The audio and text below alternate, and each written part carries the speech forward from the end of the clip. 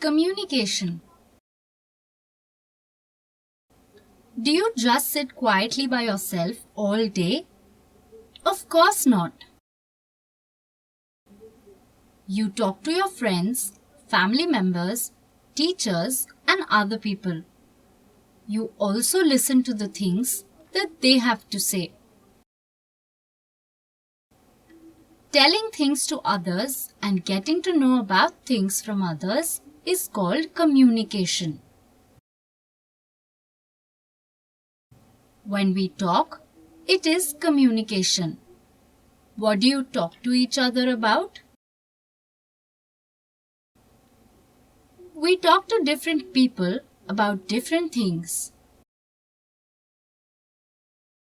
You may ask a teacher about something you didn't understand.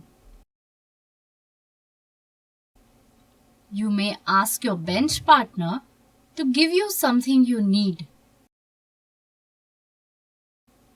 You could talk to your friends about a movie you have seen or something you did on the weekend.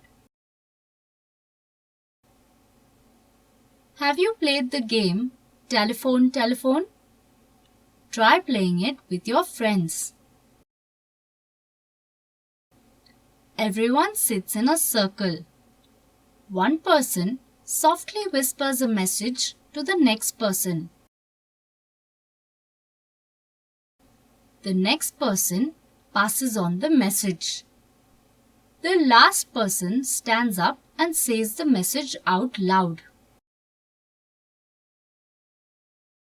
Sometimes the message reaches the end properly. At other times, it is totally different from what we started with.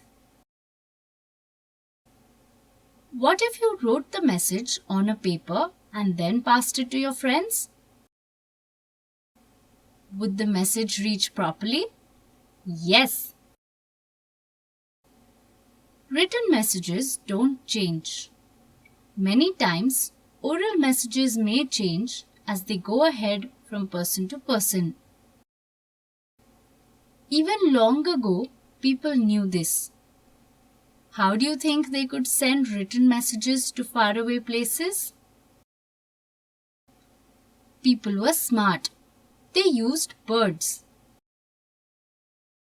They would teach pigeons to go to a faraway place and come back.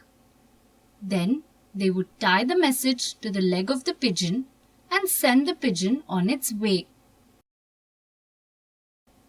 The person in the other city would get the message from the pigeon, read it, and send the pigeon back with a reply. Isn't that interesting? People started using pigeons to send messages almost 1,000 years ago. These pigeons were called carrier pigeons. Can you see the message tied to the pigeon's foot? What problems do you think the people might have had because of this way of sending messages? Since they had to tie the message to the pigeon's leg, it would have to be a short message. You couldn't have pages and pages. Some other bird or animal could hunt and kill the pigeon when it was on its way. You would need to put some mark on the pigeon to know which one had a message for you. It could be too confusing otherwise. Maybe someone else would catch the pigeon and read the message. That would be a problem if the message was a secret. During war, armies would use these carrier pigeons to send secret messages. Then, enemy soldiers would try to shoot down the pigeon and get the messages.